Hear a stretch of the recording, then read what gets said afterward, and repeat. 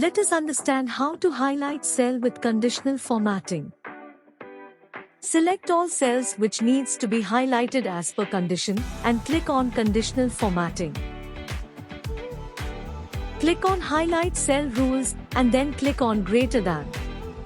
Enter value and select color for highlighting.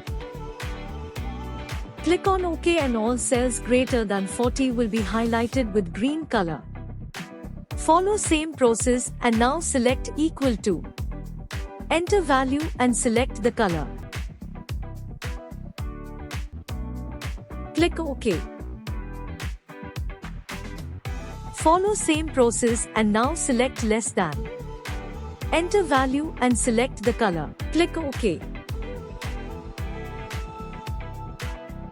Now as per condition cells highlighted in red and green color in one go.